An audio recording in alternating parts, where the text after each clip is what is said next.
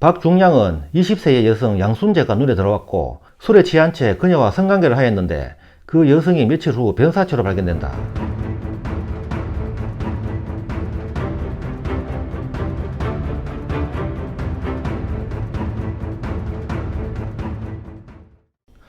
신념에 찬 친일파 박짝대기 박중량 편입니다.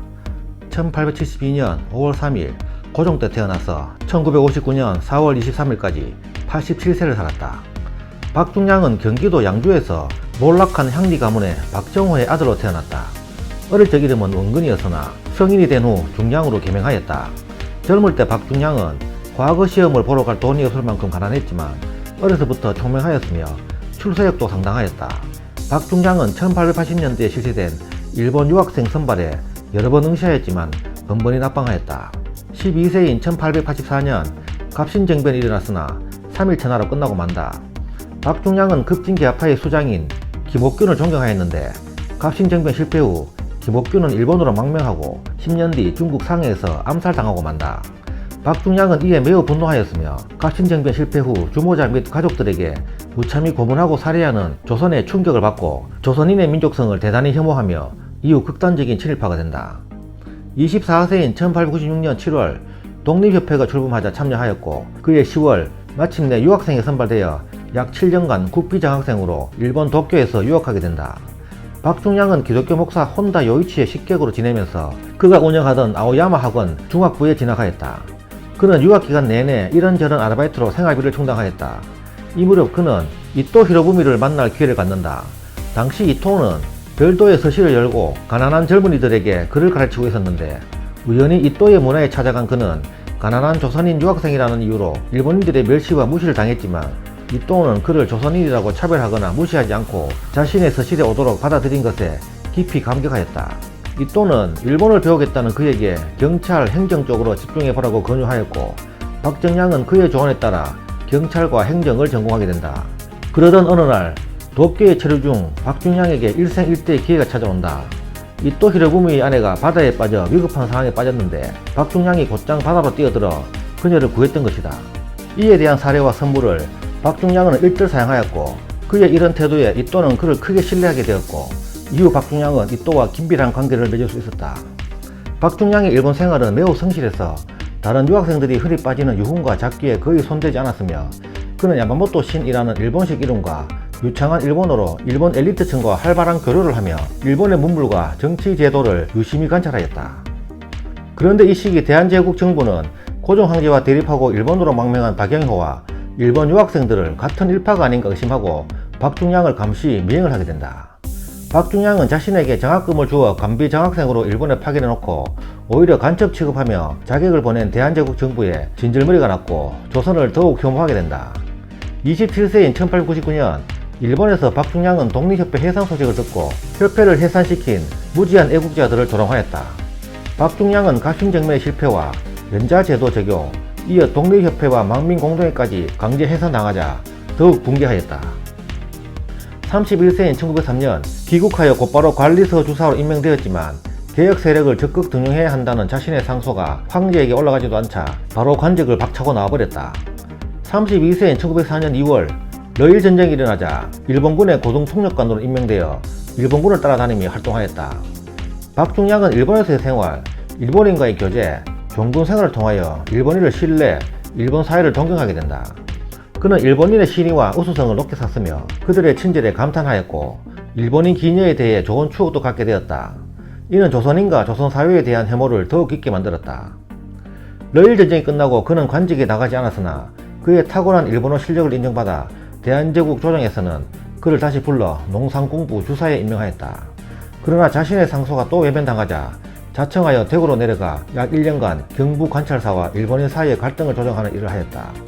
이때 박중량은 때로는 일본인의 편에서 또 때로는 중간적인 입장에서 활동하면서 그는 일본인들로부터 신뢰할 만한 사람이라는 평가를 받게 되었다. 33세인 1905년 2월 진주 판관으로 약 한 달간 부임하였다. 이때 그는 촉성도를 제외한 진주성의 일부를 해체하였다.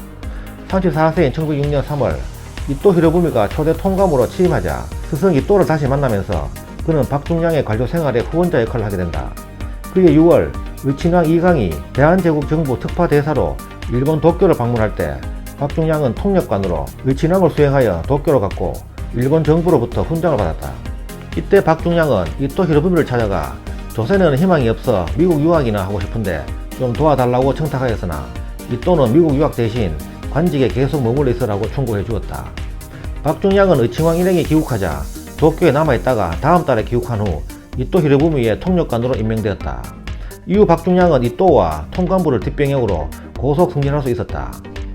1906년 7월 박중량은 다시 대구 판관으로 나갔다가 곧바로 대구 군수로 승진하였다.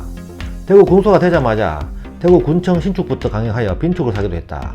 그리고 대구 군수 재임기에 일본인들이 대구 읍성 철거를 요구하자 조정에 공문을 보내서나 불가하다는 명령이 내려왔다.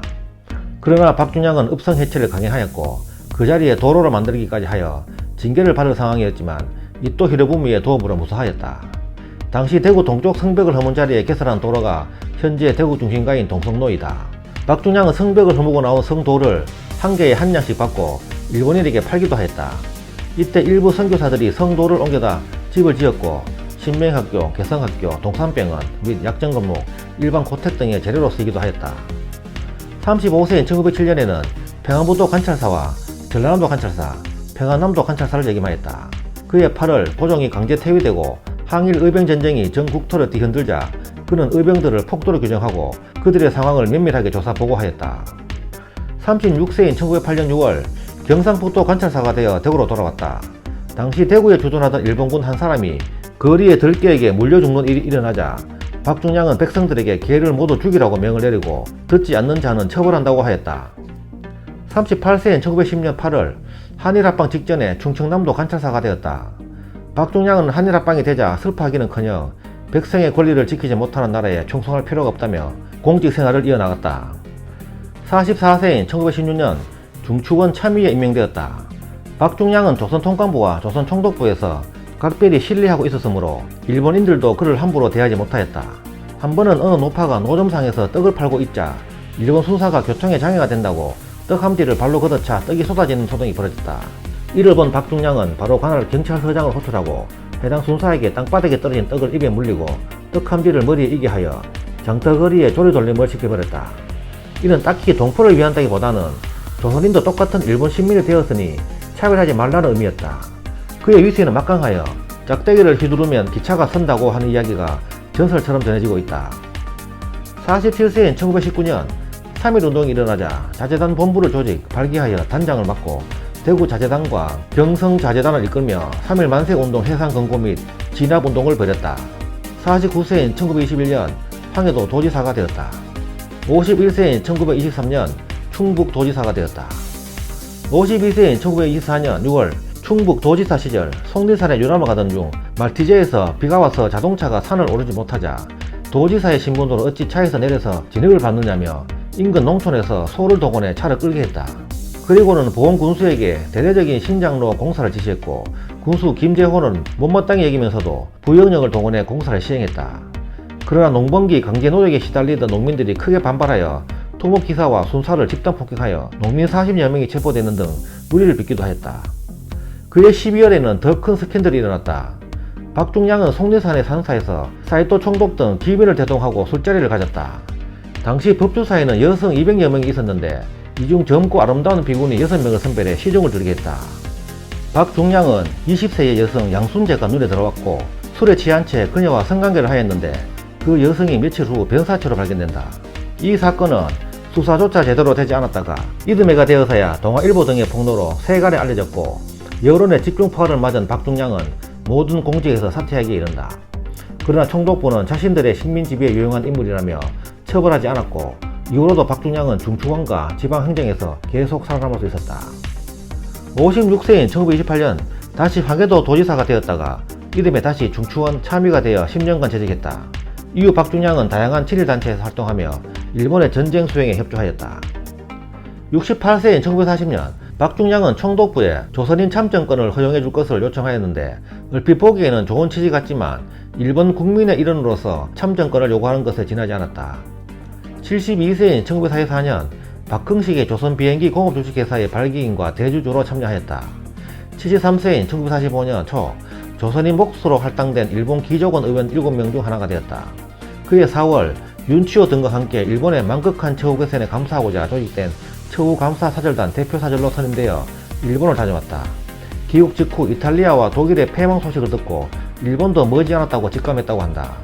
그는 해방 직전인 8월 10일 집안의 하인들에게 약간의 퇴직금을 주고 내보내고 해방 직후 자신의 집과 재산을 모두 처분하여 경성 근처 양로원과 보육원에 무기명 기부한 후 대구로 내려갔다.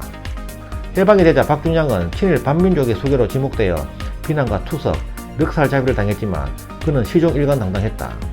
그는 나는 민족에 반하는 행위를 하지 않았다며 조선시대보다 일제강점기가 훨씬 살기 좋았으며 일본은 한국을 착취하지 않았다고 주장하였다. 또한 독립은 미국의 은총으로 우연히 주어진 것이며 독립운동가라고 어깨에 힘주는 사람들은 전부 위선자에 불과하다고 비난하기도 하였다. 이후 좌우 대립이 격화되자 한국인이 과연 독립할 자격이나 있는 놈들인지 모르겠다고 조롱하기도 하였다. 77세인 1949년 1월 반민족행위처벌법에 의해 대구 침산동 자택에서 반민특위 수사관에 의해 체포되어 서울로 압송되었다. 박중량은 체포 당시에도 히로이토 천황의 사진을 안방에 모셔놓고 있었다고 한다.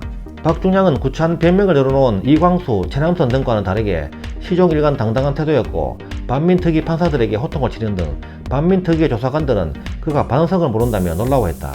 그를 조사한 수사관은 다른 기회주의 친일파와는 다르게 박중량은 몸만 한국인이지 생각과 행동은 그냥 일본인 그 자체였다고 회고하기도 하였다. 박중량은 서대문 형무소에 수감 중 폐렴으로 서울대병원에 치료받다가 그해 12월 반민특위가 해산되자 별다른 처벌을 받지 않고 병보석으로 풀려났다. 그는 대구 오봉산 제1봉에 일소대라는 정자를 짓고 여생을 보냈다. 박중량은 일제시대에 외국에 나가 있거나 조선 총독부에 부역한 사람들이 애국자 흉내 내며 3.1제가 광복절을 기념하는 것 등을 조롱하며 문필, 정치활동을 했다. 일소대는 후일 1996년 11월에 그의 후손들이 자진 철거하였다. 85세인 1957년 이승만은 미군 없으면 도망이나 칠놈이라 하여 명예훼손으로 입건된 적이 있는데 정부는 박중량을 정신병원에 전화를 했지만 그는 완강히 버티며 결국 죽을 때까지 정신병원 수감을 거부하였다. 박중량은 1959년 4월 23일 대구시 북구 침산동 자택에서 폐질환 등으로 사망하였다. 향년 87세였고 슬하에 사남 사녀를 두었다. 그는 오랫동안 짝대기를 짚고 다녀 주민들로부터 박짝대기 영감이라 불렸고 선조들의 묘소가 있던 오봉산 근처 땅을 사들여 한때 오봉산을 박짝대기산이라 불리기도 했다. 박중량은 술을 좋아했고 많이 마셨으나 술주정은 하지 않았다고 한다. 한 번은 소주를 40병을 마신 적도 있고 맥주 60병을 혼자서 마시고도 거뜬했다고 한다. 박중량은 일제강점기 관료 시절에 뇌물을 거의 받지 않았다는 점, 광복 이후 민족주의자들의 협박에도 떳떳하게 자신의 신념을 굽히지 않았다는 점을 보면 기회주의적 친일파들과는 차이가 있다. 하지만 그는 권위적인 태도로 사사로이 탐욕을 부렸으며 성폭력으로 무리를 빚었으나 총독부의 도움으로 처벌을 받지 않았다. 그는 해방 후에도 일절 반성을 하지 않았고 자신은 무죄라고 끝까지 항변했으며 뼛속까지 일본인이 되어버린 신념에 찬 친일파로 반민특위의 체포 후 곧 풀려나 천수를 누린 전형적인 친일파였다. 그의 행보는 윤치호와 비슷한데 윤치호는 한국인은 현 상태로는 답이 없으니 일본의 지배를 받아서라도 근대로 발전해보자 했다면 박중량은 한국인은 뭘 해도 답이 없으니 그냥 일본인이 되어버리자로 분명 윤치호와도 다르다. 2007년 8월 대한민국 친일 반민족 행위자 재산조사위원회에서 대구 침산공원 일대의 박중량 소유의 토지에 대한 국가 기소 결정을 내려 국가에 환수되었다. 박중량은 2009년 친일 반민족 행위 진상규명위원회가 발표한 친일 반민족 행위 705인 명단에도 포함되었다. 박중량의 묘는 2004년까지 대구 침상동 오봉산에 있다가 화장되었고 경기도 양주군 양주읍으로 본부인 이주열과 합장 이장되었다. 지금까지 박짝대기 박중량 편이었습니다. 감사합니다.